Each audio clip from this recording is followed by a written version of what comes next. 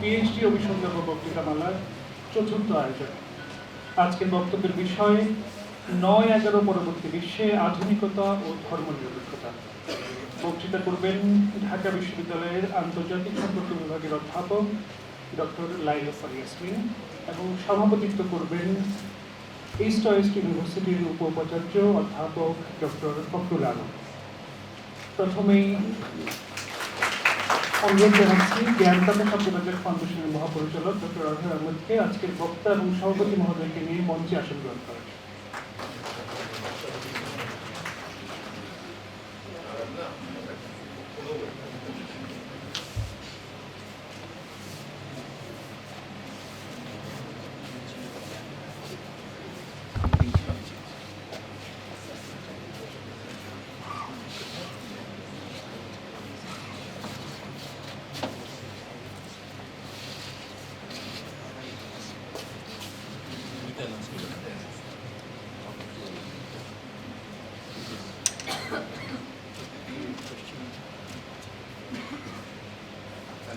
স্বাগত জানাচ্ছি আজকের আয়োজনে।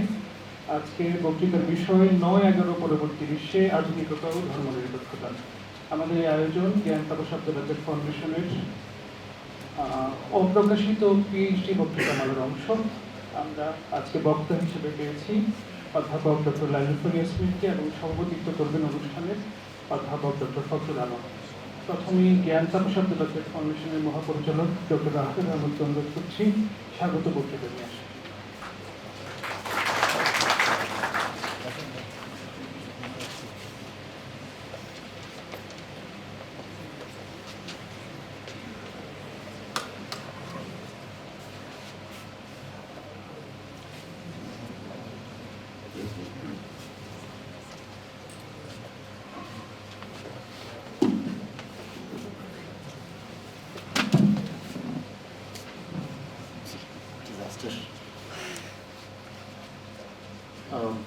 মাননীয় সভাপতি, উপস্থিত সুধীবৃন্দ, জ্ঞানদাতা শব্দবাজার ফাউন্ডেশনের পক্ষ থেকে সকলকে জানাচ্ছি আমার সাদর স্বাগত, আমার আন্তরিক শুভেচ্ছা এবং আপনাদের উপস্থিতির জন্য, বিশেষ করে এই ব্যবসা গরম সহ্য করে এখানে আসার জন্য আমার একান্ত প্রার্থনা। আজ আমরা অপ্রকাশিত ডিসার্টেশনের চতুর্থ বক্তৃতা আয়োজন করতে পেরে ভীষণভাবে আনন্দিত। বিশেষ করে আমরা ভাগ্যবান যে আমরা ডক্টর লাইলুফার ইয়াসমিন এবং ডক্টর ফখরুল আলমকে পেয়েছি। ওদের সম্বন্ধে অচিরেই আমি দু একটা কথা বলব। তার আগে আমাদের নিজেদের সম্বন্ধে দু একটা কথা শেয়ার করা বোধহয় আমার নৈতিক কর্তব্য। আমরা মুক্ত আলোচনায় বিশ্বাস করি, উদার মানবতাবোধ, পরমত সহিষ্ণুতা এবং বুদ্ধিভিত্তিক সামাজিক প্রগতির উপর আস্থা রাখি এবং সর্বোপরি জ্ঞানের এবং চিন্তার বিস্তারে নিজেদেরকে একটা সহায়ক শক্তি হিসেবে চিহ্নিত করি। এটা একদিকে আমাদের মুখ্য পরিচয়, অন্যদিকে আমাদের উদ্দেশ্য। আমরা একটা ইনক্লুসিভ ইন্টেলেকচুয়াল প্ল্যাটফর্ম মাত্র, কোনো রাজনৈতিক বা দলগত বা আদর্শগত কোনো পরিকল্পনা নেই, কোনো সিদ্ধান্ত বা উপসংহার। কথাটা বলছি এই কারণে যে সময় সময় হয়তো কোনো স্পর্শকাতর বিষয় নিয়ে আমরা আলোচনা করি, যেখানে বিভিন্ন মত, পথ, আঙ্গিক আলোচিত হতে পারে। আমাদের ইন্টারেস্ট শুধু ততটুকু যেন কথাটা গবেষণা ভিত্তিক, বস্তুনিষ্ঠ, যুক্তিনির্ভর এবং বিবেক সাপেক্ষ হয়। চিন্তাভাবনার বৈচিত্র্য এবং উৎকর্ষতায় আমাদের অভিষ্ট নয়। আজকে আমাদের আলোচনার বিষয়টা ভীষণ সময় উপযোগী, প্রাসঙ্গিক এবং আমার কাছে মনে হয় খুব প্রয়োজনীয়। রবীন্দ্রনাথ লিখেছিলেন, হিংসায় উন্মত্ত পৃথ্বী, নিত্য নিঠুর দ্বন্দ্ব, ঘোর কুটিল পন্থ তার, লোভ জুটিল দ্বন্দ্ব। এটা 1927 সালে, অর্থাৎ 90 বছর আগে। তারপরে মহাযুদ্ধ হয়েছে, জাতিসংঘ, কত কনভেনশনস, প্রোটোকলস, ডিক্লারেশনস, কত সংগ্রাম, কত বিপ্লব, জ্ঞানের ক্ষেত্রে, প্রযুক্তির ক্ষেত্রে, মানবতার ক্ষেত্রে কত অগ্রগতি। কিন্তু আসলে কি গত 100 বছরে খুব একটা উন্নতি হয়েছে আমাদের, নাকি উল্টোটাই হয়েছে? বিশেষ করে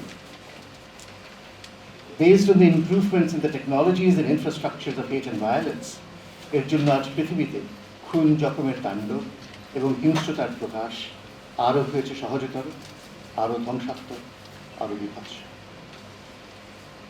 এটা কিন্তু আমাদের অনেকের পক্ষে, বিশেষ করে আমাদের জেনারেশনের পক্ষে খুবই আশ্চর্যজনক এবং একেবারেই কাউন্টার ইনটুইটিভ। এর ঠিক উল্টোটাই তো হওয়ার কথা ছিল, সেটাই তো ছিল আমাদের অ্যাসাম্পশন, আমাদের এক্সপেকটেশন। আমরা মনে করেছিলাম যুক্তিসঙ্গত কারণেই যে পৃথিবীটা ছোট হয়ে আসছে, গ্লোবাল ভিলেজের কথা বলতাম, পরস্পর নির্ভরশীলতা, ইন্টারডিপেন্ডেন্স রচিত হচ্ছে, প্রত্যেক দেশের সাথে অন্য দেশের আদান প্রদান বাড়ছে, মানুষ একে অপরকে জানতে পারছে, পুরনো ভয় দ্বিধাগুলো কাটিয়ে ওঠে, নতুন সম্পর্কগুলো সহজ করতে পারছে, মানবিক এবং সাংস্কৃতিক বিনিময়ের মাধ্যমে আমাদের জ্ঞান এবং স্থেটিক উপলব্ধিগুলো বাড়তে হচ্ছে। আমাদের জীবন হচ্ছে আরও রিচলি টেক্সচার, আরও ঘনীভূত, আরও উপভোগ। এটা কোনো অবাস্তব বা রোম্যান্টিক কোনো স্বপ্ন ছিল না। গ্লোবালাইজেশনের যে 3টে টি, অর্থাৎ ট্রেড, ট্যুরিজম এবং টেকনোলজি, এরই সাক্ষ্য বহন করে। এইটুকু চিন্তা করুন যে 1950-তে আমাদের টোটাল এক্সপোর্ট ছিল সমস্ত পৃথিবীতে $61 বিলিয়ন, 1970-তে $318 বিলিয়ন, 2017-তে $17 ট্রিলিয়ন। ট্যুরিজম 1950-তে পৃথিবীতে টোটাল ট্যুরিস্টের সংখ্যা ছিল 25 বিলিয়ন। 2017 সালে শুধুমাত্র ফ্রান্সে এর 3.5 গুণ লোক বেশি বেড়াতে গেছে। টেকনোলজি, আমাদের অ্যাক্সেস টু ইনফরমেশন, তাৎক্ষণিক সংযোগ, হাতের মুঠোয় বিভিন্ন সার্ভিসেস, এগুলো অকল্পনীয় ছিল।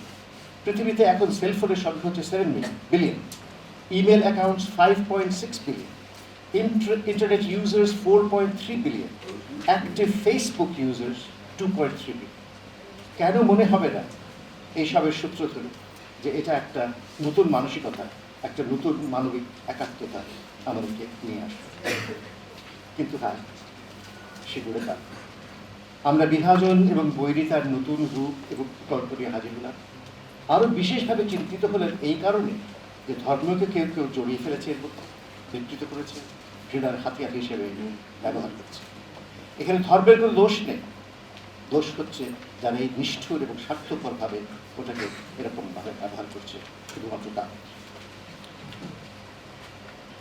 আরেকটা কারণে আমরা আশ্চর্য হয়েছি এবং হতাশ হয়েছি। আমরা নিজেদেরকে এনলাইটেনমেন্টের পথপুত্র হিসেবে মনে করেছি, মডার্নিটির ফুড সোলজার্স। আমরা ধরে নিয়েছিলাম যে ধর্ম একটা ব্যক্তিগত ব্যাপার।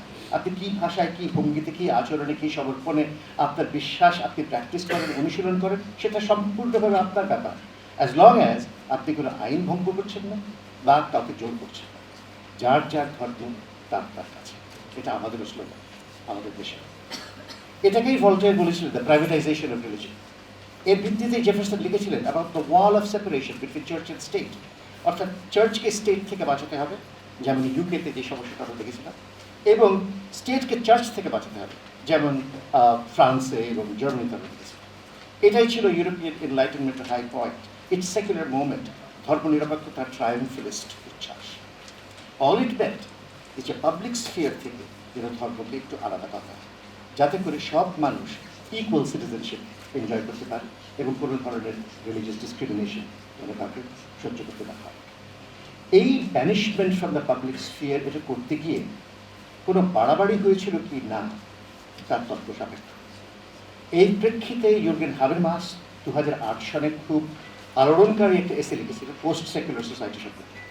সেখানে the liberal argument itself would demand ধর্মের একটা স্পেস দেয়া, রক্ষা করা, শ্রদ্ধার চোখে দেখা।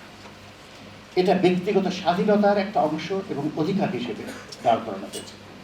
কিন্তু এই লিবারাল টলারেন্স অফ ইলিবারাল অর্থোডক্সিস কতটা রিজনেবল বা কার্যকর তা নিয়ে আবার নতুন প্রশ্ন এবং নতুন তর্ক উপস্থাপিত হবে। অন্য একটি ইস্যু জড়িয়ে পড়বে, এটা কোথায় লাইলুফার কিছুটা বলবে। ইউরোপিয়ান সেকুলারিজম একটা লম্বা এবং জটিল এবং রক্তক্ষয়ী সংগ্রামের পর এসেছে সেই যুদ্ধ বিগ্রহের অবসান ঘটাতে। কিন্তু যাদের ইতিহাস অভিজ্ঞতায় এটা সম্পূর্ণ বা রিলেটিভলি অ্যাবসেন্ট, তাদের জন্য এই সেকুলার প্রজেক্টটা কতটা মিনিংফুল ছিল সেটাও ভাববার সময় এসেছে। তাছাড়া আমরা পোস্ট সেকুলার হব কেমন করে, যেখানে আমরা যথার্থভাবে সেকুলারই হতে পারি? আমরা কি শুধু ইউরোপিয়ান ফর্ম বা খোলসটা মিমিক করছি, ইউরোপিয়ান প্রেক্ষিতটা বাদ দিয়ে? সেটা কি সম্ভব? এটা কি একটা স্ট্রাকচারাল ডিফর্মিটি ইনএভিটেবলি আমাদের মধ্যে এনে দেয় না?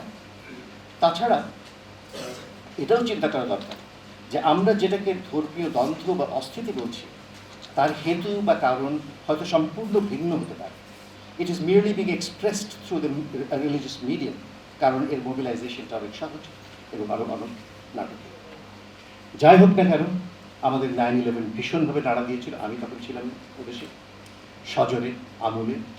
It unleashed forces that were completely unprecedented and massive and dark, যেটা থেকে আমরা আজ পর্যন্ত রিকভার করতে পারিনি। আজও সংখ্যালঘুরা হয়ে থাকে, এখনও ক্রাইস্ট চার্চে মসজিদ আক্রমণ হয়, শ্রীলঙ্কার গির্জা, স্যান ডিয়েগোর সিনেমা। আমরা আশা করি যে এইসব কেন হচ্ছে সেগুলো আমাদেরকে বোঝাতে সাহায্য করবে, আমাদেরকে একটু আলোকিত করবে ডক্টর লাইলুফার ইয়াসমিন এবং ডক্টর ফখরুল আলম।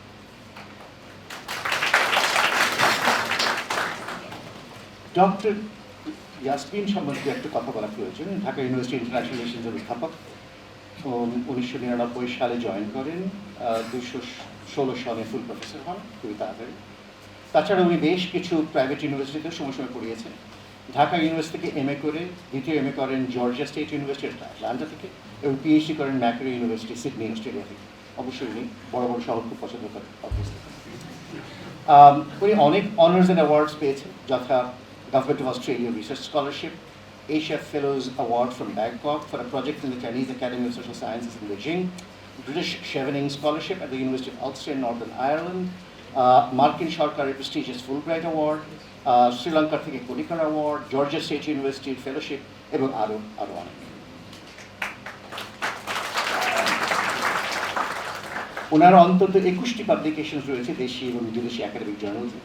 বহু কনফারেন্সেস এবং ওয়ার্কশপস কন্ডাক্ট করেছেন, বক্তৃতা দিয়েছেন দেশে এবং বিদেশে, Sydney, Bangkok, Sri Lanka, Pakistan, Nepal, India. এই অল্প বয়সে ডক্টর ইয়াসমিন নিজেকে প্রতিষ্ঠিত করেছেন একজন প্রোডাক্টিভ স্কলার এবং একজন ইফেক্টিভ শিক্ষক হিসেবে।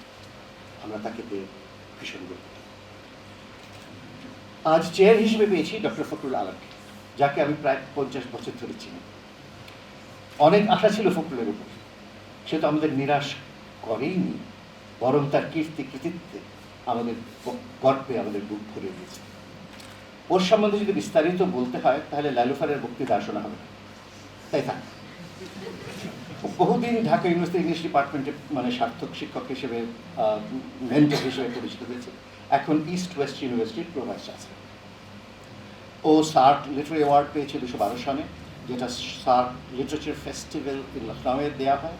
বাংলা একাডেমি পুরস্কার পেয়েছে 2013 সনে ট্রান্সলেশন ক্যাটাগরিতে। South Asian Literature Prize, Commonwealth Writers Prize, Prothom Alo পুরস্কারের বিভিন্ন জুরি বোর্ডের মেম্বার থেকেছে। বিশ্বভারতীতে পাবলিক লেকচার দেওয়ার জন্য আমন্ত্রিত হয়েছে এবং বিভিন্ন এডুকেশনাল গ্রান্ট পেয়েছে, Germany, Cambridge, University Warwick, Writers Colony in Ghent, New York ইত্যাদি সব জায়গায়। ফখরুলের নিজের রিসার্চ এবং পাবলিকেশন খুবই রিচ এবং ইমপ্রেসিভ, তবে ট্রান্সলেটর হিসেবে নিজের একটা সে নিচ তৈরি করে নিয়েছে। জীবনানন্দ দাশ, শামসুর রহমানের কবিতা, মীর মোশাররফ হোসেনের বিষাদ সিন্ধু, বঙ্গবন্ধু শেখ মুজিবুর রহমানের অসমাপ্ত আত্মজীবনী, এবং আমার মনে হয় যেটা সবচেয়ে বেশি উল্লেখযোগ্য রবীন্দ্রনাথের ট্রান্সলেশন। এটা বলছি এই কারণে যে এই ট্রান্সলেশনটা বোধহয় রাধা চক্রবর্তীর সাথে এটা একসাথে করা, এডিট করা, এবং এটা হার্ভার্ডের প্রেস্টিজিয়াস বেলকন্যাপ প্রেস থেকে পাবলিশড হয়েছে।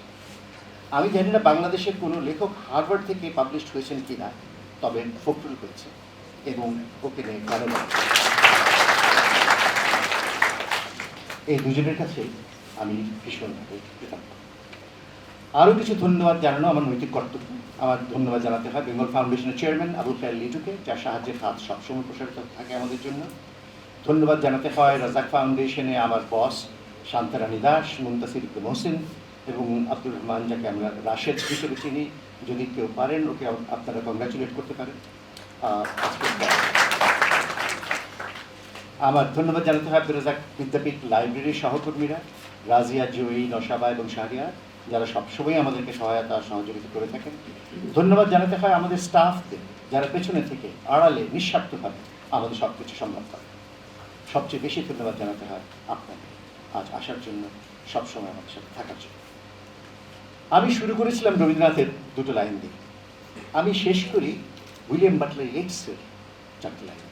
আর ইনসিডেন্টলি ইয়েটসের সাথে রবীন্দ্রনাথের কিন্তু একটা সম্পর্ক ছিল। রবীন্দ্রনাথের গীতাঞ্জলি যখন পাবলিশড হয় ইংরেজিতে, তখন তার ইন্ট্রোডাকশনটা কিন্তু ইয়েটসই লিখেছিলেন। এর একটা কবিতা 1919 লেখা দ্য সেকেন্ড কামি, সেখানে উনি বলছিলেন মরাল অ্যানার্কি সম্বন্ধে বলছিলেন। তারপর লিখছেন প্রথম প্যারাগ্রাফে, the blood dimmed tide is loosed, the ceremony of innocence is drowned, where the best lack all conviction and the worst are full of passionate intensity. আমি আশা করব যেন এই ইকুয়েশনটা বলতে চায়। এই প্রত্যাশায়, সকলের মঙ্গল কামনায়, কৃতজ্ঞতায় আমি এখানে শেষ করছি। ধন্যবাদ।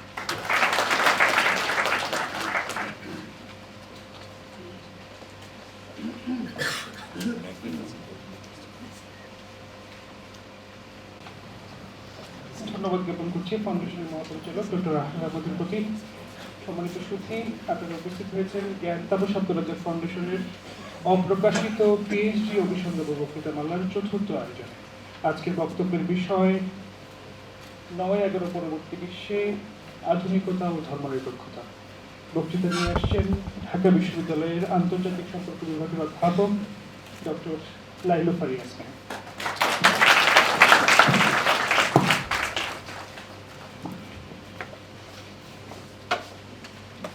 Assalamualaikum and good afternoon. The very first challenge when I start to speak somewhere is people cannot see me. So it's better to get that out of the way. Sir, thank you so much for inviting me in this very prestigious forum. I hope all the good words said about me, I will be able to do some justice. And Fakrul sir, thank you so much for taking the invitation and coming here. আজকের যে বিষয়টা নিয়ে আমি বলবো যে একটু মনে হয় যে খুব ক্যাচি. That might be a reason for this room being filled by you. But at the same time, I believe যেটা আমাকে স্যার আহরার স্যার আমাকে লিখেছিলেন যে এটা বোধহয় আমাদের কর্তব্য, আমাদের একটা মোরাল কর্তব্য যে আমরা কিছু কিছু বিষয় নিয়ে আমাদেরকে কথা বলতে হবে, আমাদেরকে সবার সাথে মত বিনিময় করতে হবে, and there has to be some academic exercise and sort of opinion sharing, so that we do not misunderstand, we do not misinterpret certain concepts. From kichu concept we take it for granted, kichu area we take it for granted. When 9/11 happened, I was in America then, and that day I did not have any class. I was sleeping until 11 and I did not know the world changed already, and my roommate সবসময় বাসার চাবি ভুলে যেত, সে এসে বাইরের দরজা ধাক্কাচ্ছে এবং আমি দরজা খুলে তাকে বকা দিচ্ছি, তুমি চাবি প্রতিদিন ভুলে যাও। She had her keys with her, but she forgot because she was screaming, Third World War has started, Third World War has started. Even then, many of us were not able to understand what just happened. Is it just end of it just begun, or it is going to haunt us for a really long time? Or is it going to take us back in time? So this is what my PhD is about. কারণ আজকে আমি যেটা করবো কিছুটা academic এবং কিছুটা research আমি কিভাবে করেছি, and what are the areas that I thought that I look into, I thought that I need to talk about, I thought that I need to sort of reinterpret, এবং সেভাবে করে আমি একটা থিসিস করেছি. Obviously for an academic it's very important to have the title doctor. So that's why that was my first sort of idea যে না আমাকে একটা PhD করতে হবে. So I did a very tricky job. I applied with two different topics to two different universities. Fortunately enough, for Australian government, they thought both of my projects were very good. I got scholarship in them both topics. One was on migration, gender, because gender is a very easy subject to, not very easy, but it's an appealing subject to get a funding on. That held more money, but I went for secularism, I went for recognition, I went for learning about Islam and its relationship with international relations, because this was my passion. Because not only 9/11, because the context of 2001 is very much different than the context of today's Bangladesh. Because it was after 9/11 when outside it is easier always to wear a jeans and a t-shirt, but I looked different, so they knew that I was different, and there was this realization immediately at the aftermath of 9/11 that the Muslims are at the root of all type of problems. And I've heard it throughout my stay in America as well as in Australia, that you don't look like a Muslim. Immediately, you don't look like a Muslim. So it sort of created a kind of not a sort of response from me that what does a Muslim look like, or how do Muslims should look like. So this very question, this is what sort of drove my ideas. No, I can be a Muslim and I can do a lot of things and I can have my way. And so there are sort of a lot of unresolved questions with religion. Particularly 9/11 brought the questions of Islamic identity or the identity of Muslim-based majority in international politics. So here when I'm talking about religion, when I'm talking about Muslim, when I'm talking about identity, I'm going to talk about from the perspective of Muslim majority countries. While I sort of gave my proposal, I had to do certain analytical sort of exercise that what do we understand or what do I mean by calling a country a Muslim country, Muslim majority country or Islamic country. So here are some analytical factors. We call Islamic countries those who have in their constitution and in their legal system Islamic law enshrined. So those are Islamic states. Those were Muslim majority states. There are two types. Some of them are officially secular, for example, Bangladesh, Turkey, and some of them have not embraced secularism as a principle. So there are more or less three categories of countries with Muslim majority. So here I took Turkey and Bangladesh as two very curious cases where there are certain similarities. The rise of Erdogan, it was considered it was seen as a surprise by many Western observers. But if you go through Turkish history, I will tell you that I am an expert on Turkish history. I'm not even an expert on my own country's history because it's a vast area to study. But as far as I read, as far as I went through the literature, that anybody who would be a keen observer of Turkish politics knew that it was coming because of certain factors. Erdogan's rise, even though Erdogan lost some key cities in the last election, he will and his principles will continuously be favored by whom? Not the elites, but for the people who live in the outskirts of Istanbul, outskirts of the Turkish capital. So this is what I'm going to talk about today, that what is the disconnect between the urban and the rural? What is the disconnect between the people who are making policies and those who are actually facing the realities as a consequence of those policies. So first I start my thesis by saying, because the title of the thesis, I have a little bit of explanation on this, that the English title is The Well of the Past, Modernity and Secularism in 9/11 World. When I was asked to make a Bangla for this, Well of the Past, অতীতের গহ্বর, অতীতের কুয়া, এরকম কিছু হতে পারে, but it does not actually reflect what I'm trying to say. So I started my thesis with a very few phrases, one by Thomas Mann, one by Robert Bellah. Robert Bellah is very famous, a specialist on civil religion. He's an American scholar who studies the rise of religion in American popular media, mass media. So both of them argue that very deep is the well of the past. অতীতের কুয়াটা বা অতীতের মানে আমাদের উপরে যে ইয়েটা আছে, যে হোলটা আছে, সেটা খুবই গভীর, and it's not very easy to forget the past and suddenly start anew, suddenly start afresh, because as a human being ourselves, we are a product of the year that we are born, and we gradually developed ourselves to certain identity. It is a mixture of a lot of things, but it has a significant impact from the culture, from the history of my nation, of my locality, of my neighborhood, my parents, my in-laws, and a lot of other people. So we cannot simply forget that. One fine morning, we just cannot argue that, okay, we are a secular nation, we are a modern nation. There has to be some history, there has to be some negotiation with the history. It has to come from the grassroots. So this is what I was going to talk about, because 9/11 suddenly brought about some of the issues that we thought were unresolved. These issues were very much in our mind, these issues were very much there. But now there is a big argument that why this issue emerged right now, why didn't it emerge before? It started to emerge even during after Soviet occupation in Afghanistan in 1980s, after 1979, because it was seen that some of the particular group of people were key to America's fight against the Soviets, and then gradually the identity question started to emerge, and finally culminating in 9/11 attack. A handful people who call themselves as Muslims simply changed the name of Muslims, simply changed the face of the word. So what did 9/11 do? 9/11, in my opinion, in my thesis, which I have successfully passed, by the way. So in my thesis, I've argued sir, it is very important to pass. It's not enough to write a thesis. But what I argue that 9/11 suddenly brought this idea that if you are civilized, you have to be secular, i.e. a particular version of secular that is either a-religious, devoid of religious, or anti-religious.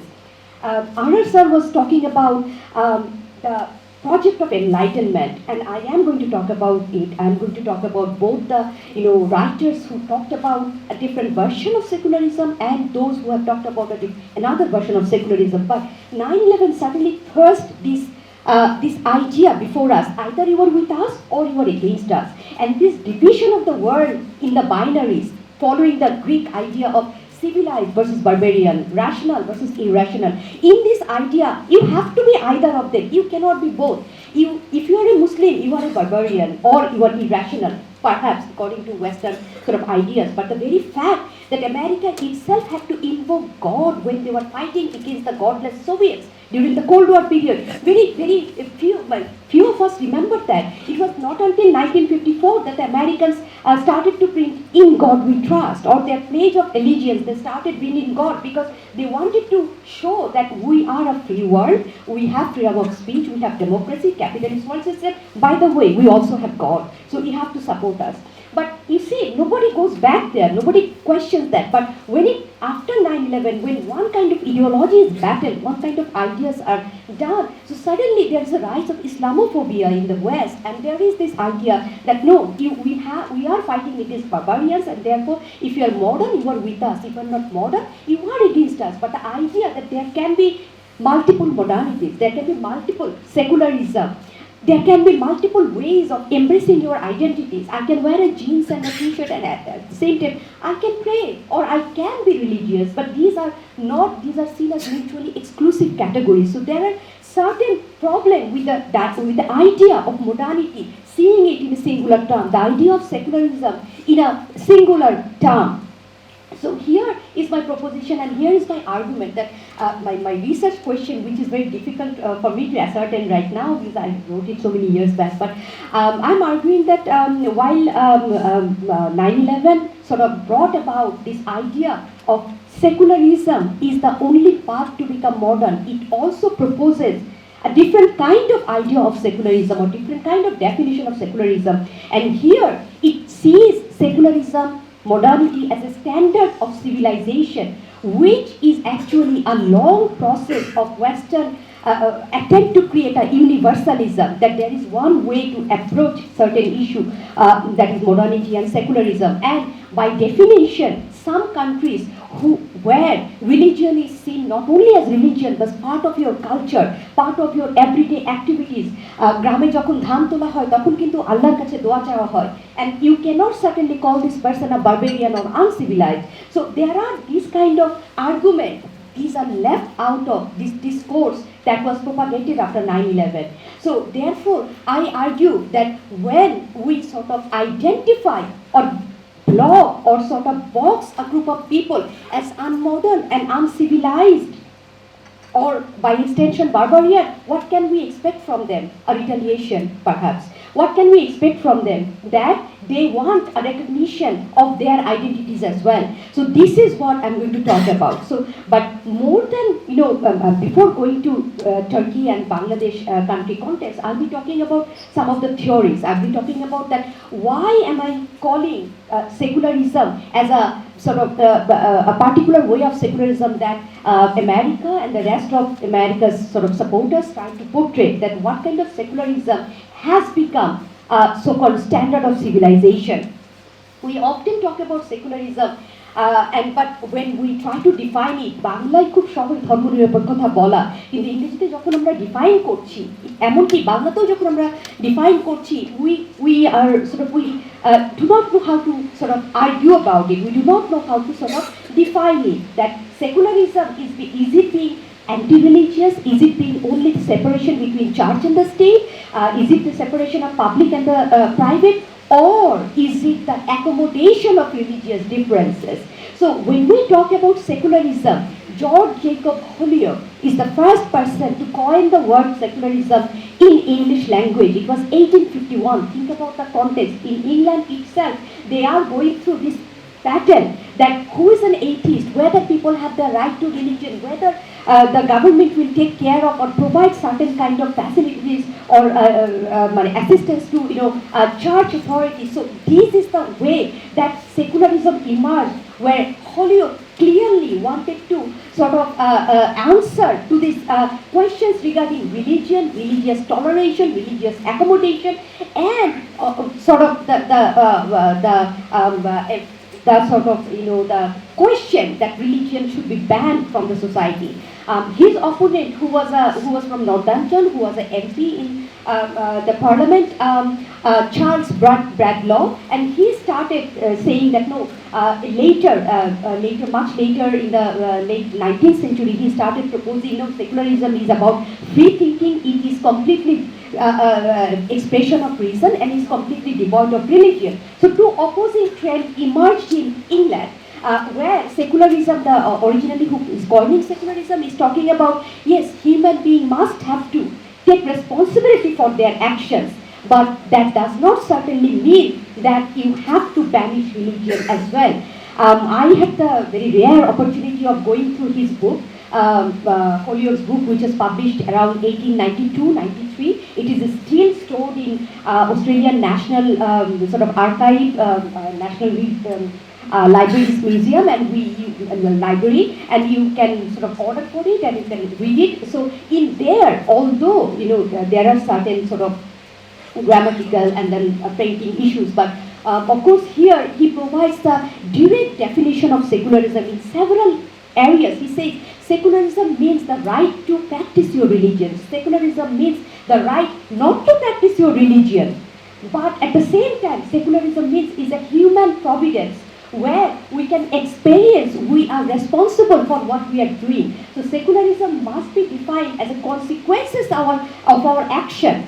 And consequences of our actions can be wrongful or rightful, but it is the consequence that will define it.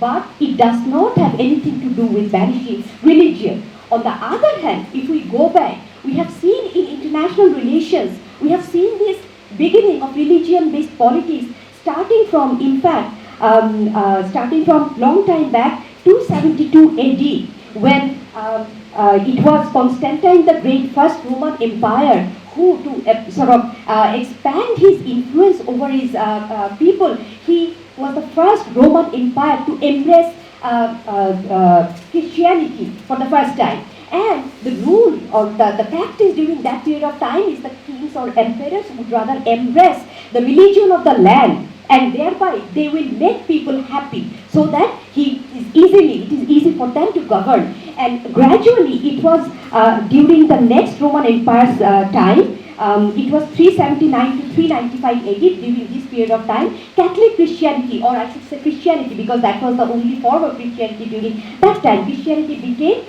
state religion of Roman Empire. And from then on we can see the beginning of religion-based politics. So we need to go back in history and explore these issues that religion-based politics, it has a long history. It was by 11th century that the Christian church, they started abolishing the control of political authority over them, and gradually the kings, emperors and princes of Europe, they had to go and seek blessing of the ecclesiastical authorities to keep holding on to their rule. So from there on we can see that how religion overtook the social, cultural, political, the knowledge-based meaning of the entire Europe, and that was the beginning. It was during that period of time, in the 16th century, the first contestation to this idea came from Martin Luther, and Martin Luther for the first time rephrased or interpreted the verse authority as it was sort of used in Bible, and from there on we can see a number of denominations started to occur and started to challenge the political control of religion over the whole of Europe. So gradually we can see that this actually created a huge war, violence throughout Europe, and from there on what we see the Treaty of Augsburg in 1555. What did Treaty of Augsburg do? It was the first attempt to create an external secularity. What is external secularity? That each denomination or each prince or king will be able to decide what is the religion of that particular land. Or in other words, two vital principles which were very significant in the emergence of state system as we see nowadays, or sovereignty as we see nowadays. It said that no, the prince's religion would be the religion of the land, and there will be no war in the excuse of spreading one's religion into other land. So two principles, these are very important for us, that in 1555, this external secularity and this settlement that we will be respecting each other's boundary, this emerged. And it showed for the first time Europe mass transfer of people from one land to the other, because there is no place of tolerance within one's particular geography, one's particular territory. But it did not sustain. It did not sustain, and gradually we have seen in 1648, for those of higher students, we know that why this is very significant. The Treaty of Westphalia from 1648, we have been able to, we have this principle of sovereignty, we have this principle of state system, and that is why we call it Westphalian system. And here we see a third principle emerges. Number one, that we respect each other's right to exercise their religion in their particular land. Number two, there will be no war with the excuse of religion. With these two added a third principle. If you are civilized, you are not going to interfere using the excuse of religion. So this is the first time that religion emerged as a standard of civilization. Why did Europe do this? And that it says that signatories and non-signatories alike will be abiding by this, because if you are civilized, you are not going to object to this principle. We all know when you are signing treaties, it's applicable to two parties, but no, the principle of being civilized was invoked, and that created a separation between Europe and the rest of the world, because at Europe's neck was breathing the Ottoman Empire, which was immediately branded and considered as unmodern, who let religion enter into its sort of affairs. And then what is the other one? Is the Chinese Empire, the Japanese Empire, they are all thriving. So during this period of time, we know that for the first time that civilized Europe started to emerge and cautiously and very deliberately distance itself from the rest of the world. Think about 1648 and think about the history of Indian subcontinent then. Think about the history of other areas then. We have not, and this is what set apart. A lot of times we argue that it is industrial revolution that is behind Europe's supremacy. Not only economic aspects, we cannot only consider it from economic aspect, because sovereignty and state system is a unique contribution of Europe to the rest of the world. So what did we do? The rest of the world, we simply copied and pasted this system. We simply took it for granted that if you are civilized, you have to be modern, you have to be secular. You cannot let religion enter in your own issues or public affairs or politics. So here we know that it took Europe when the Mughal Empire was thriving in the Indian continent. Europeans were fighting over whose religion is right. So we can see the clear difference, yet the invoking the principle of being civilized is what finally settled Europe's long-going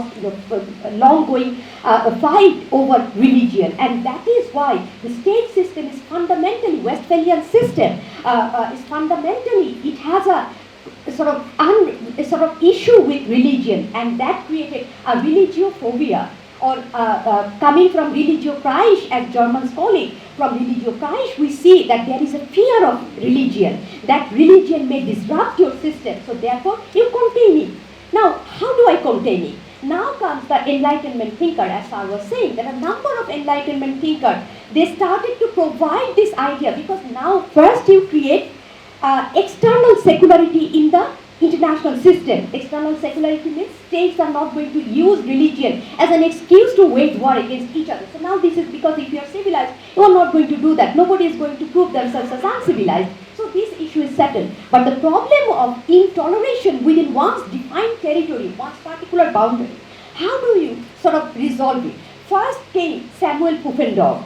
Pufendorf is one of the first scholars who identify that what does state represent. State is nothing but extension of human being. I'm not going to go to ayat theory very much, but I'm just going to simply say it.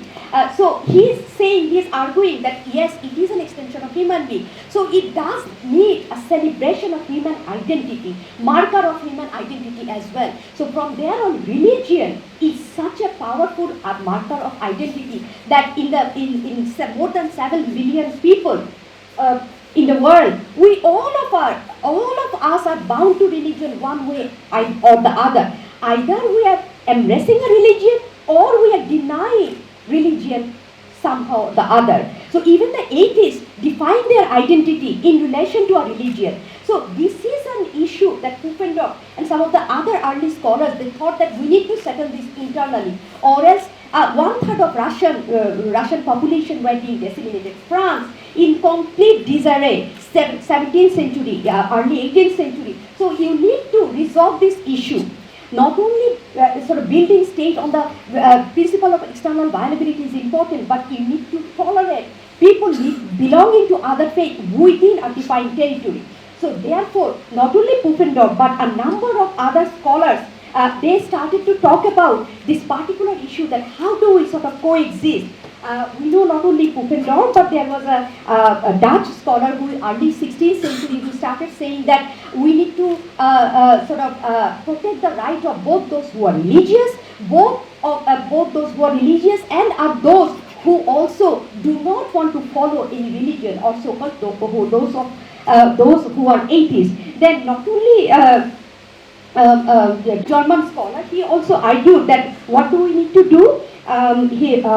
Lessing, German scholar Gotthold Lessing, in 17th century, he is writing that we need to sort of employ certain mechanism of coexistence of 3 Abrahamic religions, Judaism, Christianity, and Islam, because they flow from the same sources. So these are all the talks of religious accommodation going on in the 16th century, 17th century.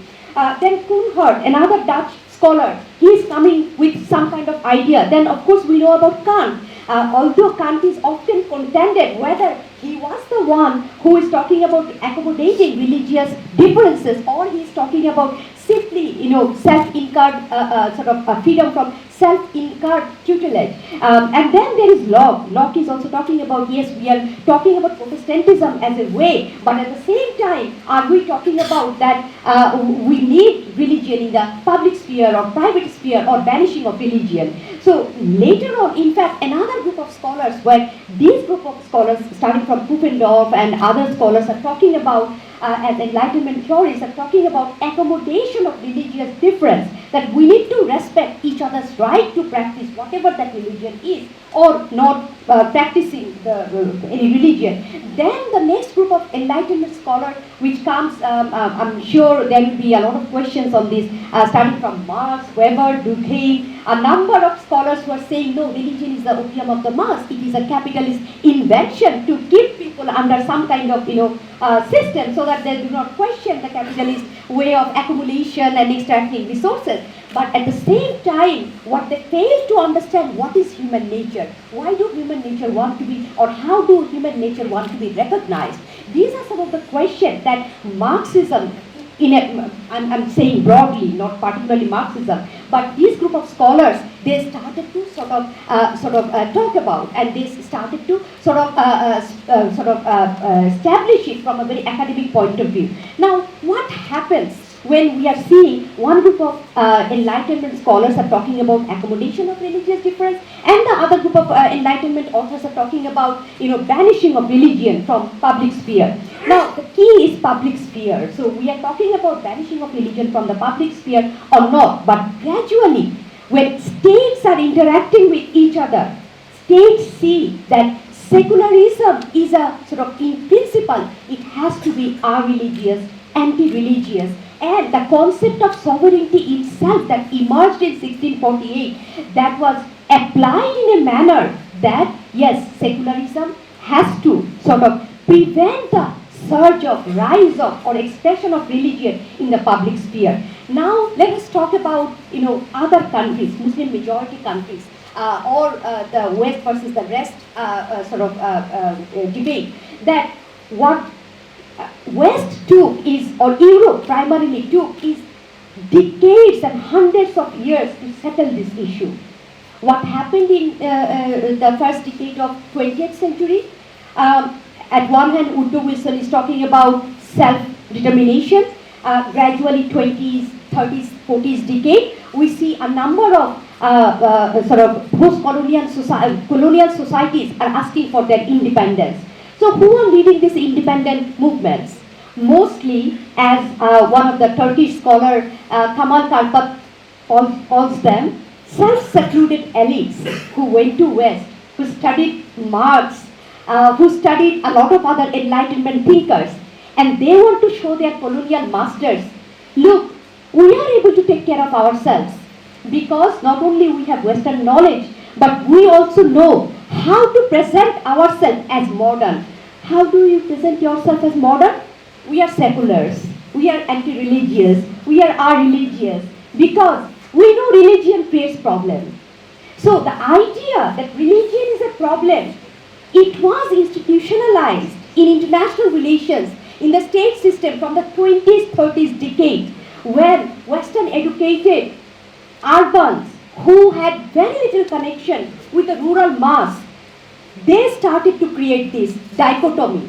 But of course this was also created before, but these were institutionalized in third world countries, in post-colonial societies and in Muslim majority countries by saying, look, if you are religious, you are not modern. So we see how Turkey institutionalized, which is revoked very recently under Erdogan, that if you have a beard or if you are wearing a hijab, you cannot enter into public institutions. But if I am wearing a hijab or having beard, I mean for men of course, so it does, of course, it does not give out a certain, it cannot represent a certain view. Of course, because this is my personal identity, I am happy with my identity and I am going to assert this identity. So therefore, what originally emerged as an accommodation of religious difference, which originally emerged as that I am happy to sort of tell the world what I believe in or what I do not believe in, that took a very different idea with the rise of post-colonial societies and independent nations.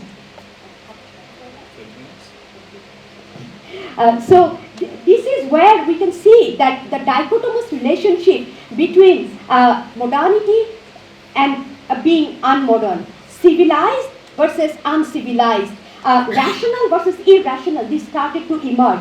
And this was very much apparent in the exercise, in the presentation of identities. Now, please do not get me wrong, I'm not saying that in public sphere or public sort of sphere, we have to flaunt our religious identity or we cannot flaunt our religious identities. But at the same time, what I'm asserting is that you must have to give people the right to sort of express their identities. What is wrong in the case of, for example, France or Netherlands or a few other European countries, that you cannot come out with certain religious gear. Recently, Ontario in Canada passed the same sort of law. On the other hand, in New York, we have seen that they have given people the right to express themselves. So there are certain sort of, fear of religion, that we see religion as a problem. When I grew up in the late 70s or early 80s, in the subdivision towns of Bangladesh, in different subdivision towns, I was taught যে দাড়িওয়ালা কেউ যখন আছে, মাথায় টুপি দেওয়া কেউ যখন আছেন, উনি বুজুর্গ মানুষ. But now we run on the other side of the road because we're afraid. You see how the discourse has changed. And this is what I'm arguing about, that how did this change take place?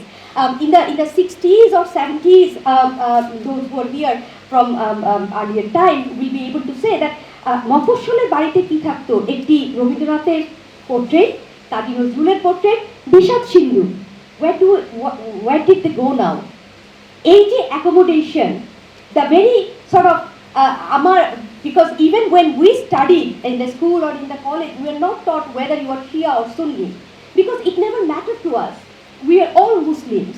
And now gradually we have seen that how divisions, even within one religion, has emerged. So all of this, I argue that when we do not know how to be modern, when we do not know how to be secular, then this particular backlash is on the religion, and that is what happened to us. I'll go very briefly in the country case because we all know about Bangladesh's case and of course the Turkey. But at the same time, what I'll argue that when we apply secularism as a state principle, why do I find it as not negotiated among all the people? Because here we can see it is a very much urban construct. It came from Dhaka. It did not have its reach even 20 miles beyond Dhaka. Even today, you go 50 miles outside of Dhaka, you see what is the sort of reaction? Only the modern. So you have this kind of reaction to some people as modern, as Western, very rightly so, because secularism or modernism, it projects a sort of universalism, a universalist sort of characterization of an idea. It does not let you express your difference. So that is what we see, that this repercussion of this is that you are pushing a group of people, you are boxing a group of people while they are the majority. They are very comfortable expressing their religion, they are very comfortable expressing their identity in the form of their dress, how they talk, how they mix with it. But that is where we can see that we are sort of pushing them forward, pushing them to a particular sort of group.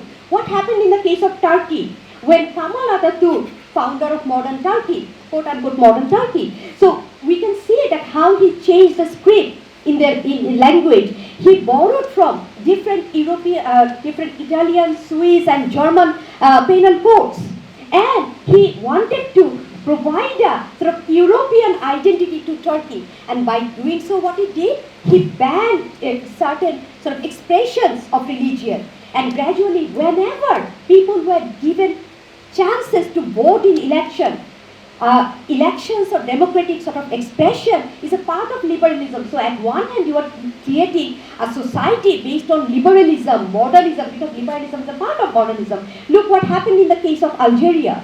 When Islamists win, election is not right. Election results are simply sort of it's not being effective. And same we have seen in other cases as well.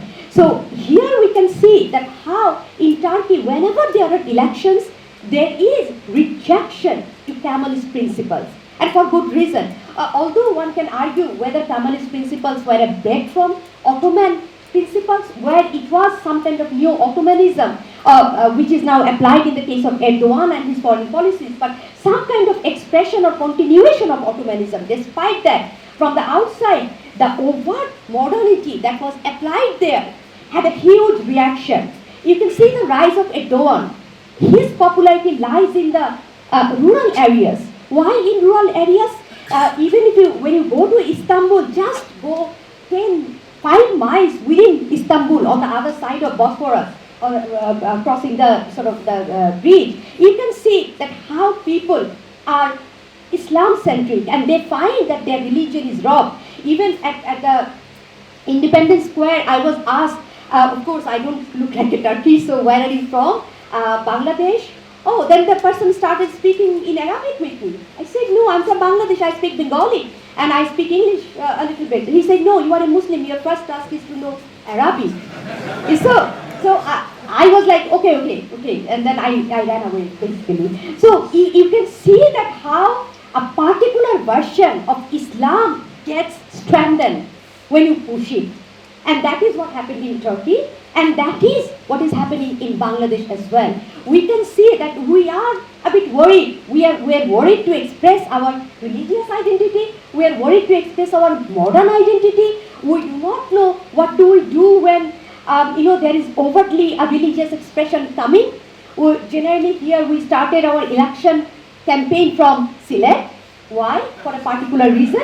So, of course,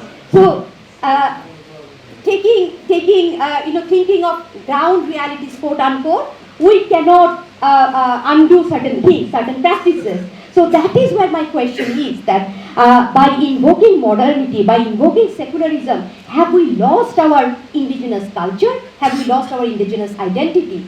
And therefore, we have also taken up a very wrong interpretation of Islam as well, because it has opened up the area, the scope for those who have a very not only conservative, in some cases wrong interpretation of Islam, because a lot of us, we have to go to somebody else to sort of understanding Islam, but then it is Islam that says, the first line of Quran says, between you and me there is no other medium, because it has been, religious texts were misused before, and because of that these verses were there. And not only that, later on we have seen যে আল্লাহ বলছেন যে আমি যদি চাইতাম তোমাদের সকলকে একই ভাবে তৈরি করে পারতাম, then you ask the question, why, if he didn't do it, why are we trying to do it?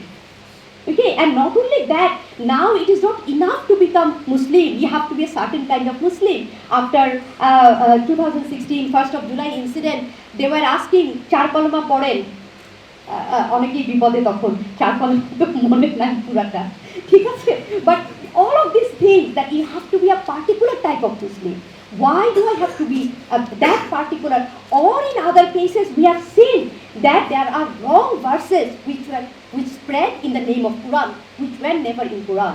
So these are encouraged. It is easy to brainwash when you do not let this come into your national narrative.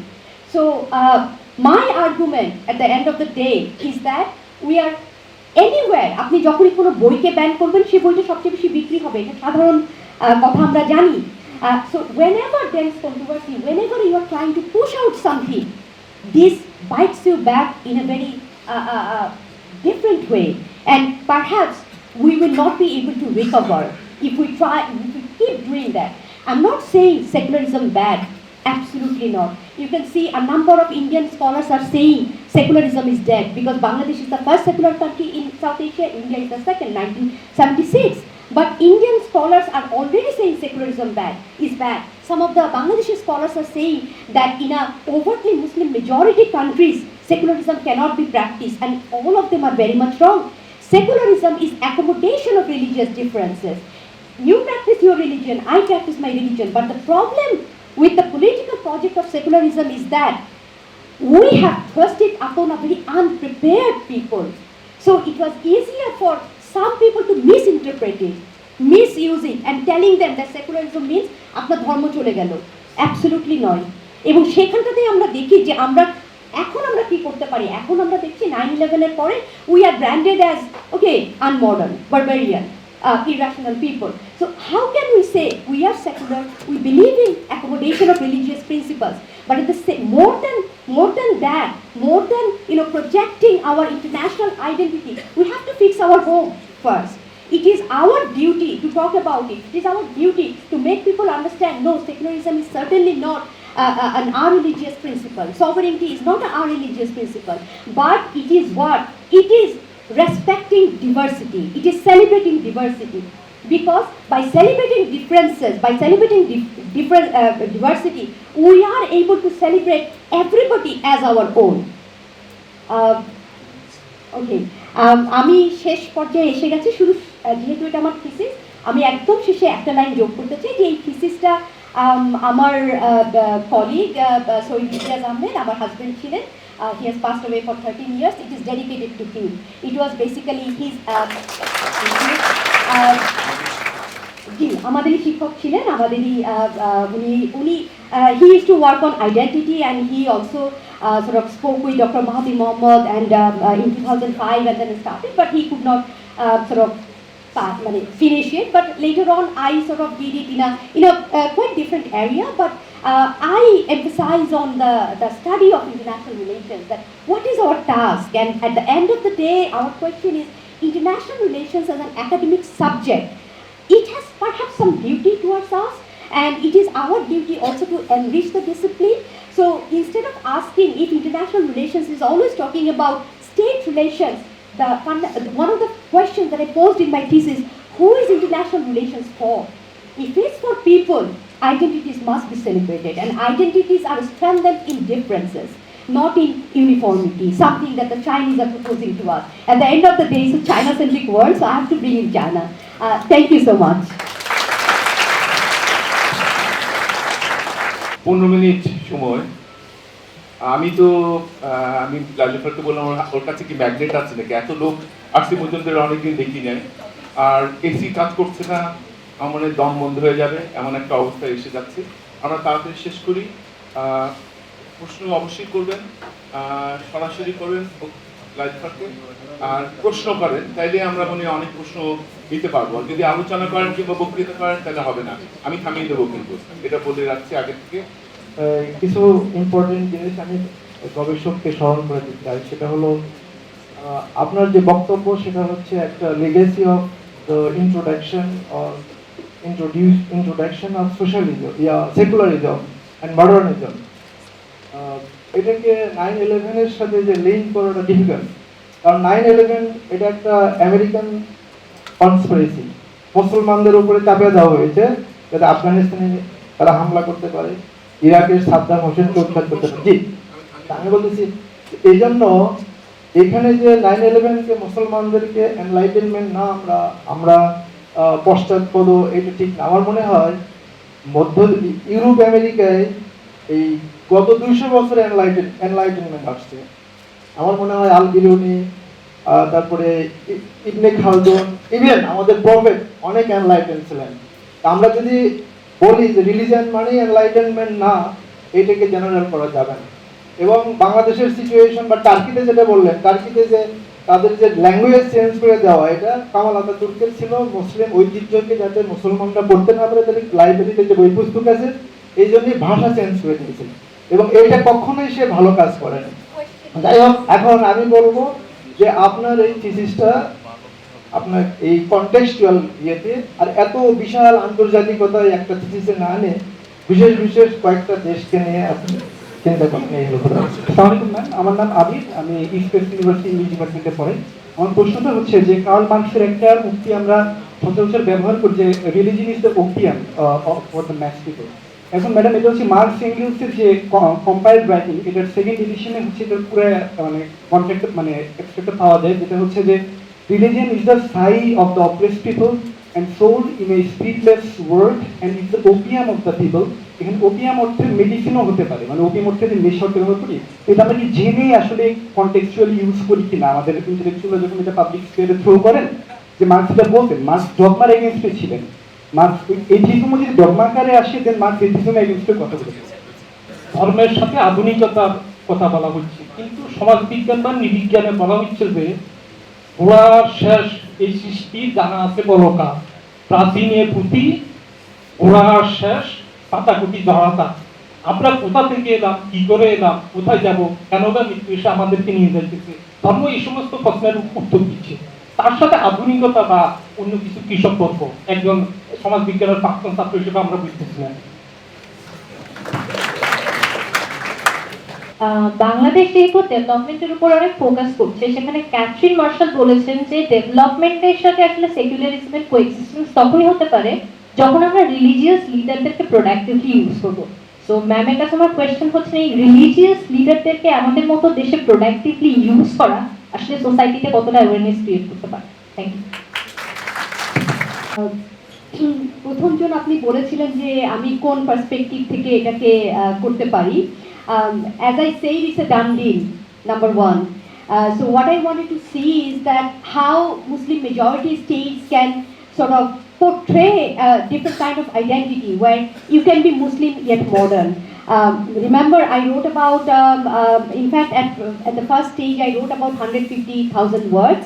And then two of my examiners said that I basically wrote two theses, so I had to cut it down to around 90,000 words. So there are a lot of areas, even now when I'm speaking, I could not add, of course, only 1 hour.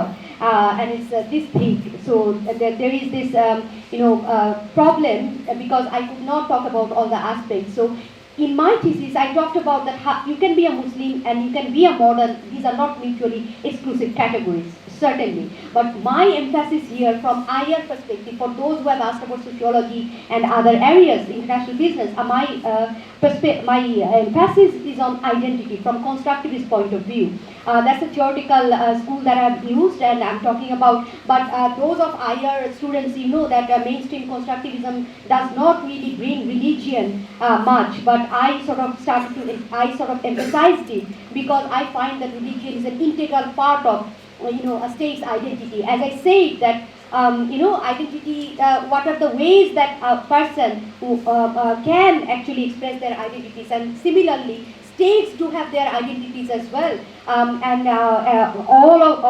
all the states in the world, they want to belong to a family of civilized states. Nobody wants to be categorized as uncivilized or barbarian or irrational state. So therefore, that part of identity I brought in.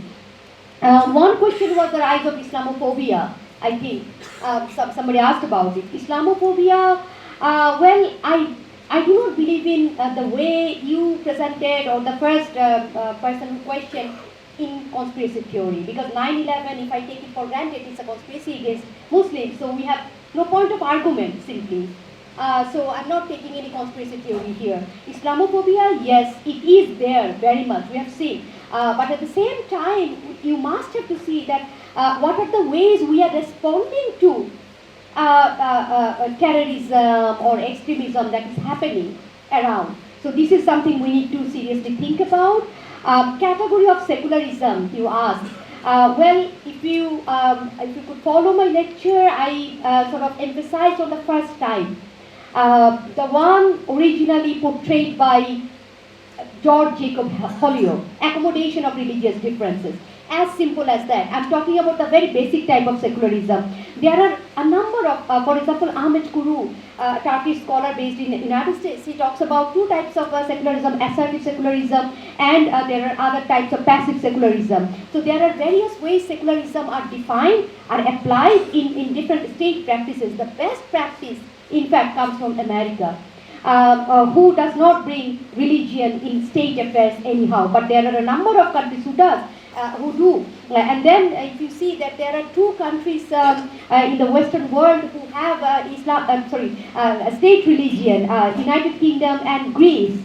You see, so there are various versions. On the other hand, it is United Kingdom who is one of the first countries to allow their Muslim sort of workers to wear hijab when they wanted. The Scottish police have granted the permission, and there are other they are accommodating the right to express their identity. So secularism, I took it from a very basic perspective, accommodation of religious differences. If we read Islam, we know it is there as well. So secularism, which is often contended as a Christian concept, because it simply came out of rivalry between different denominations of Christianity. So it was there, it is there in Islam as well.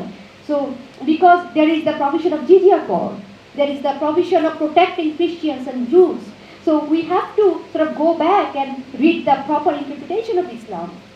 Thank you.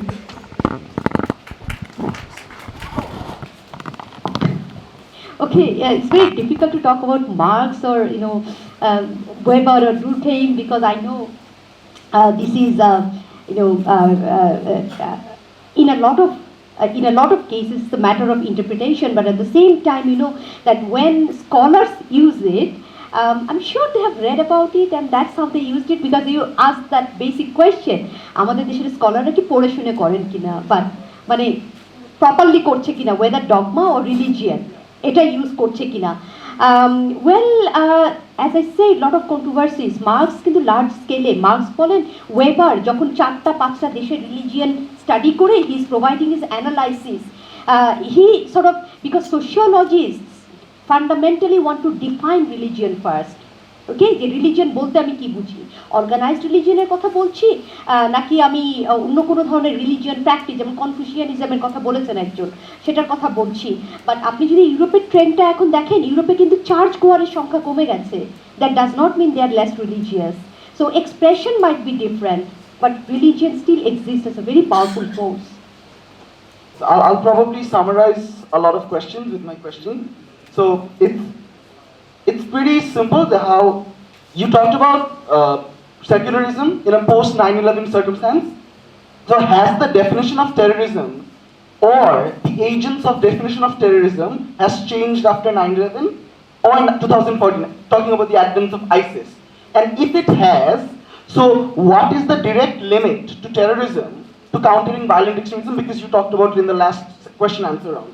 And if it has, again, the third stance would be, what does Bangladesh currently face? Is it terrorism or is it countering violent extremism? That's kind of it.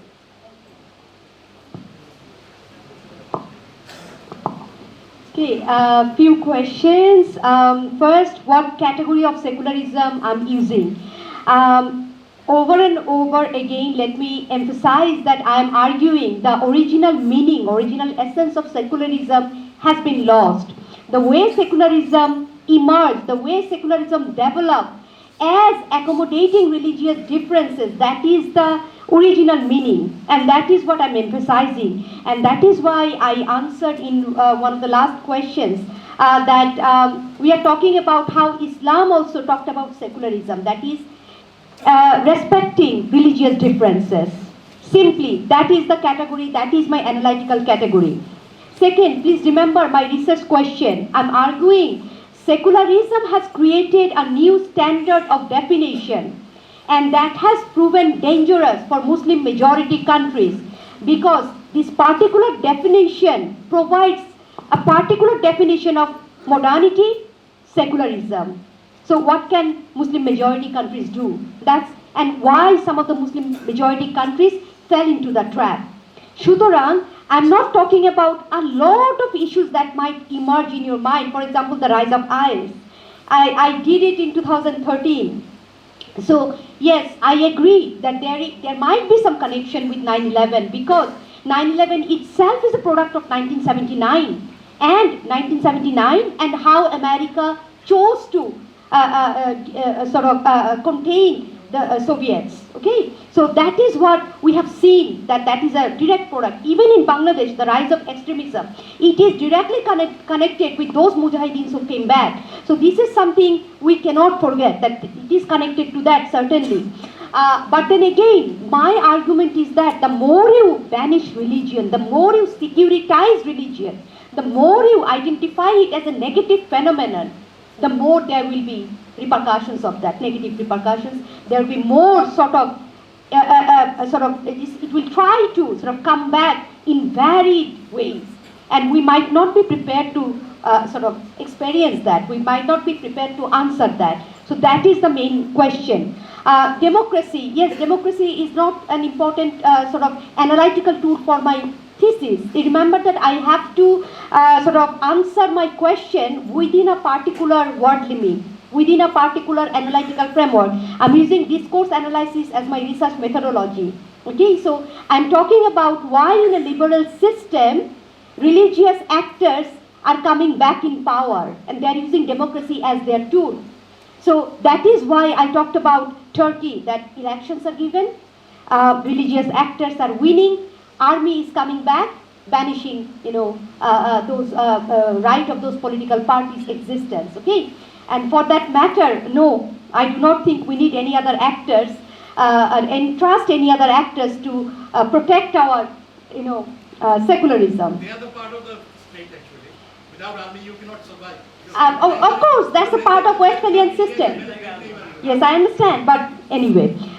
Then Marx, Engels, Durkheim, a lot of works, thousands and more than thousands of trees have been cut for writing about Marx. Let's not forget that.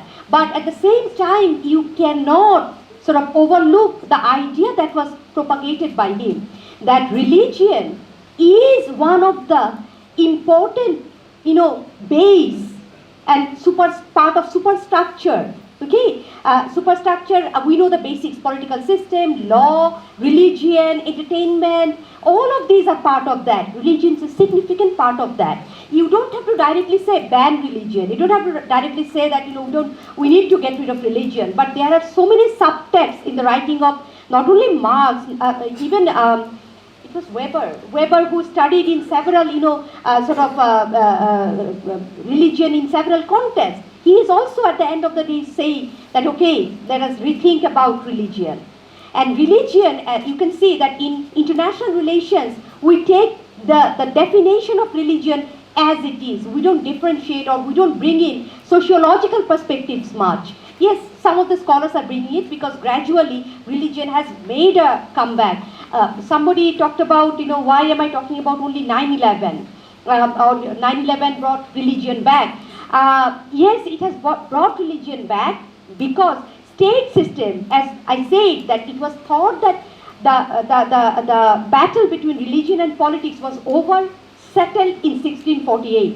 But suddenly, this newly independent states, these colonial societies, who are copying and pasting the system, but they have not been able to resolve their issues relating to religion, issues relating to modernity, issues relating to whether to be secular or not. That is when this started to come back, and 9/11 was the sort of epitome of this. That this brought it like an explosion in the international system, and we suddenly need to redefine our identity, whether we are modern or not. So that is the crux of my thesis. Thankfully, I did not present it before defending or passing my thesis, or else I would have been really in trouble. But I have passed. Thank you. ধন্যবাদ জ্ঞাপন করছি সকলকে প্রশ্নোত্তরে অংশগ্রহণ করার জন্য। এবারে সভাপতির বক্তব্য নিয়ে আসছেন অধ্যাপক ডক্টর ফখরুল আলম। সভাপতির মাথায় অক্সিজেন সাপ্লাই কমে গেছে, তো আমি বেশিক্ষণ কথা বলবো না, আসলেও আমার দম বন্ধ বন্ধ লাগছে। কিন্তু প্রথমে লাইলুফারকে ধন্যবাদ। আমি যতদূর জানি লাইলুফারের ইচ্ছায় আমি আজকে এখানে সভাপতি হয়েছি, আহরার ভাই সাপোর্ট করেছে। আমি ইংলিশের মানুষ, লাইলুফার ইন্টারন্যাশনাল রিলেশনস আমাকে সভাপতিত্ব করার জন্য, আহ্বান করার জন্য অনেক ধন্যবাদ। আপনাদেরকে ধৈর্য ধরে শোনার জন্য ধন্যবাদ। বেঙ্গল ফাউন্ডেশনকে ধন্যবাদ। আমি একটু বলতে চাই যে একজন সম্পর্কে আলোচনা করা হয়নি এখানে, যার নামে ফাউন্ডেশন, রাজ্জাক স্যার। আমার সৌভাগ্য ছিল রাজ্জাক স্যারের সাথে একসাথে অনেক ঘন্টা একবার একটানা কথা বলার, বেশ কয়েক ঘন্টা। যদি কোনো চাইল্ড অফ এনলাইটমেন্ট থাকে বাংলাদেশে, আমার অভিজ্ঞতায় উনি ছিলেন একজন। এবং আমার মনে হয় যে ওনার সাথে কথা বললে অনেক কিছু, আজকে ওনার অনেক কিছু বলার থাকতো। এটা ওনার কথা আমার মনে হয় আমাদের স্মরণ করা অবশ্যই উচিত আজকে। আমি বলবো যে রাজ্জাক স্যারের যে ধারাটা, সেটা যদি আমরা ভাবি, সেটা মানে ট্রেস করতে গেলে বেঙ্গল রেনেসান্সের কথা, এনলাইটমেন্টের যে ধারাটা আমাদের এখানে আসছে, সেটা নিয়েও একটু আলোচনা করা উচিত। অবশ্যই আজকের যা আলোচনা মূল্যবান, অনেক কিছু আছে চিন্তা করার। আমি আসার আগে গুগল করা এত অভ্যাস হয়ে গেছে, আমি পোস্ট সেকুলারটা দেখলাম, পড়লাম, সেকুলার নিয়ে লেখা। আর লাইলুফার একটা লেখা ছিল, সবাই পড়তে পারেন গুগল করে, crisis of ordinary secularism, the cases of Egypt, Turkey and Bangladesh. আমি এই কারণে বলছি যে আজকে যে ও প্রেজেন্টেশন দিল, সময়ের অভাবে স্বল্পতার জন্য 50 মিনিটে যেটা বললো, নিশ্চয়ই ওর আর্গুমেন্ট অনেক বেশি কমপ্লেক্স, যেটা আজকে অনেক রিডাকটিভ মনে হলো। আমি এরপরে ওইটা সম্পর্কে বলবো। আর যদি ডিসার্টেশনটা বই আকারে বের হয়, আমরা সবাই সব ডিটেল নিয়ে, ফ্যাক্টস নিয়ে, সব কিছু স্ট্যাটিস্টিক্স নিয়ে, আরও অনেক তথ্য নিয়ে আমরা সেটা পড়তে পারবো। তখন বোঝা যাবে এটা অনেক নুয়ান্সড আর্গুমেন্ট। এখানে অনেকটা আমার কাছে রিডাকটিভই মনে হয়েছে অনেকভাবে। অন্য কিছু বলার আগে আমি দু একটা কথা একটু বাইরে কারেক্ট করি। আমি হার্ভার্ড ইউনিভার্সিটি থেকে আমি একটা বই পাবলিশ করেছি, কিন্তু আমাদের সবার গর্ব, ক্যান্সার হার্ভার্ড ইউনিভার্সিটি থেকে আরেকটা বই বের করেছে। আর এটা আমার মনে অবশ্যই বলা দরকার আমাদের সম্পর্কে। হ্যাঁ, আর আরেকটা জিনিস আমি বলতে চাই, আমি ঢাকা বিশ্ববিদ্যালয় ফেরত আসছি, আশা করি জুলাই মাস থেকে। প্রভিসি ছিলাম, ছেড়ে দিচ্ছি, চলে আসছি।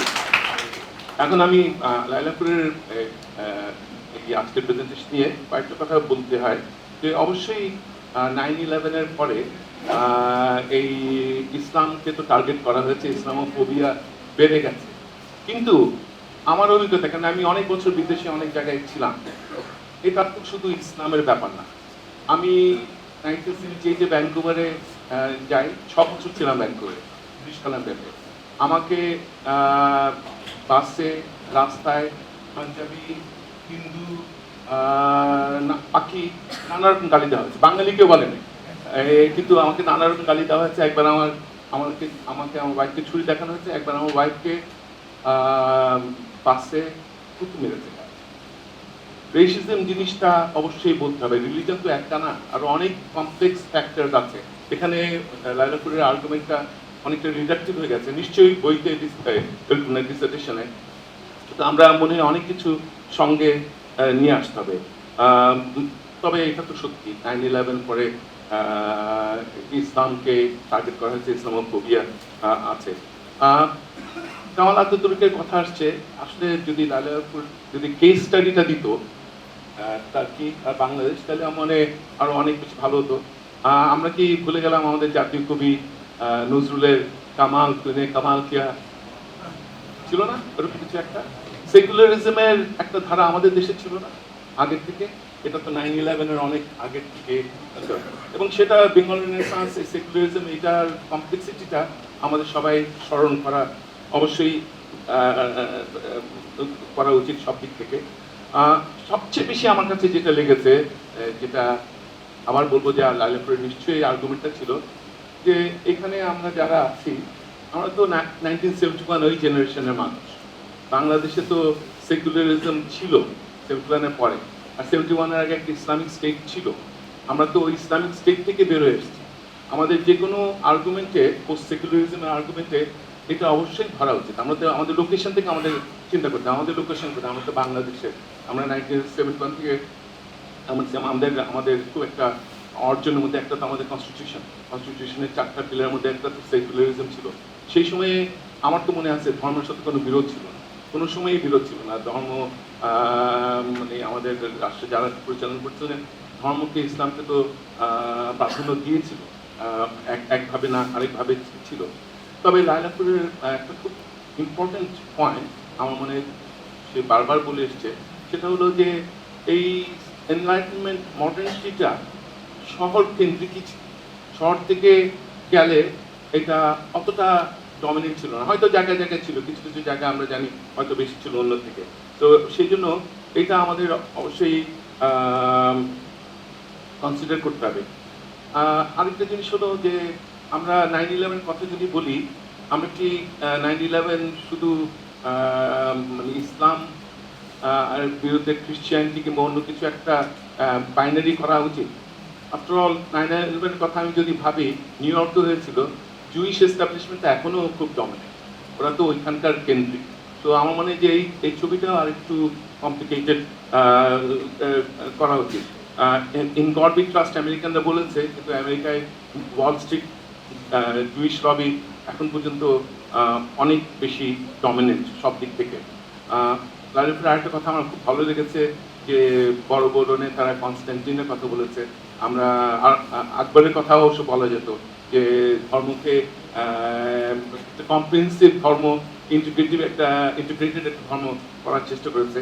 সেটা যারা সাকসেসফুল হতে চেয়েছে একটা সেকুলার স্টেটে কোনো ধর্মকে ছোট না করে ধরে, একটা ধর্মকে ধরে এগিয়ে গেছে, তারা এটা করেছে। এটা আমার কাছে খুব ভালো মনে হয়েছে। রিলিজন তো অবশ্যই মার্কার অফ আইডেন্টিটি, লাইলাপুরের একটা আর্গুমেন্ট বারবার, কিন্তু আমার মনে আরও অনেক মার্কার আছে। একটাকে যদি প্রাধান্য দেয়, অন্যগুলিকে নিয়েও কথা বলা উচিত। সবগুলি মিলে আমরা একটা ব্যালেন্সড পার্সপেক্টিভ পাবো। আবার বলবো, হয়তো যদি ওর ডিসার্টেশনটা আমরা পুরো পেতাম, কিংবা আর একটু সময় পেত, তাহলে হয়তো এগুলি সব আরও বেশি আসতো। দাড়ির কথা বললো, আমি আরআর ভাইকে জিজ্ঞেস করলাম তখন, না আমি তো আমেরিকাতে বেশ ছিলাম কয়েক বছর, আমেরিকাতে আমিষরা আছে, ওরা তো দাড়ি পরে সেই তখনকার, ওরা মনে করে যে বাইবেলের সময়ের মতো ওরা থাকে। ওরা বিপি আছে, কিন্তু ওদের আলাদা কয়েকটা জায়গা, পেনসিলভেনিয়া মনে একটা জায়গা যেখানে আছে। জুসদের মধ্যে আবার সেপার্ডিক জুসরা আছে, যারা টুপি পরে দাড়ি পরে নানা জায়গায় আছে।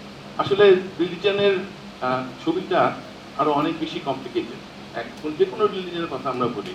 তো আমি সেই জন্য কথা না বাড়িয়ে আমি বলবো যে আজকের প্রেজেন্টেশনের সবচেয়ে মূল্যবান দিকটা হলো চিন্তার অনেক কিছু আছে।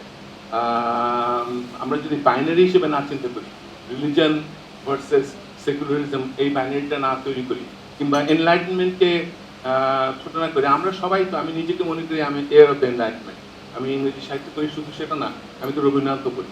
রবীন্দ্রনাথ থেকেও তো আমার কাছে এনলাইটমেন্টের সব কিছু ধারাটা আসছে আমাদের কাছে। নজরুল তো আমি এনলাইটমেন্টের ধারা একভাবে না একভাবে পেয়েছি। সেই জন্য আমরা যদি সব কিছু যদি কনসিডারেশন না নিই, বাইনারিতে না চিন্তা করি, আমাদের দিক থেকে কিংবা মানে অন্য কারোর দিক থেকে, খ্রিস্টানদের দিক থেকে, ইসলামের দিক থেকে, আমরা যদি ক্লাস, কাস্ট, রেস এসব সব মার্কারকে নিয়ে আসি, সেকুলারিজমের যে ছবিটা আসবে সেটা অনেক বেশি কমপ্লিকেটেড। আমরা শেষ কথা, এই যে লাইলুফারকে অনেক ধন্যবাদ দিচ্ছি আবার, কেন এই পোস্ট সেকুলারিজম পড়তে গিয়ে আমার কাছে দারুণ লাগতো। আসলেও তো একসময় মনে হচ্ছিল যে সেকুলারিজম পড়লে সব সমস্যার সমাধান হবে, কিন্তু আসলে তো দেখাচ্ছে যে এত কোনো সমস্যার সমাধানই অত সহজ না। আমি মার্কসের কথা বলছিল, ওপিএম অফ দ্য মাসেস। আমি কতদিন আগে মার্কসের একটা পেপার লিখতে গিয়ে যেটা আমার মনে হলো, ওপিএমটা তো মার্কস যখন বলে এটা চায়নার কথা ভাবছিল, ওপিএম ট্রেডটার উপরে মার্কসের অনেক লেখা আছে। চায়না আর ইন্ডিয়ার মধ্যে যে ট্রেডটা, যেটা কলোনিয়াল রুলারসরা চাকরি দিচ্ছিল, আমরা ওই মেটাফারটা অনেক বেশি কমপ্লিকেটেড মার্কসের ব্যাপারে। সেই জন্য আমি শেষ কথা বলবো সবার জন্য, ছাত্রদের জন্য, যারা তরুণ গবেষকদের জন্য, সব পোর্ট্রেট, সব গবেষণা একটা মাল্টি ডাইমেনশনাল হওয়া উচিত, একটা পার্সপেক্টিভ থাকা উচিত। কোনো কিছুই সিম্পল না পৃথিবীতে, বাইনারিতে চিন্তা করলেই সমস্যা। এবং সেই জন্য আমি এই ক্রিটিসিজমটা না করে পারলাম না। আজকে প্রেজেন্টেশনটা এমনভাবে করছিল যে একটা বাইনারি তৈরি করে দিচ্ছে শুরুতে, এবং সেই জন্যই এই প্রশ্নগুলি আসছে। আমার মনে হয় যে আমরা সবাই, আমি তো গুগলে এটা বললাম, লাইলুফারের লেখা আছে, আপনারা পেলেই টাইপ করলেই পাবেন পোস্ট সেকুলারিজম, আমি সেভাবে পেয়েছি। এবং আপনারা ওর ডিসেন্টেশনে অপেক্ষা রাখবেন, তাহলে ওর আসল পার্সপেক্টিভটা আমরা করে দিতে পারবো। আপনাদের সবাইকে ধন্যবাদ।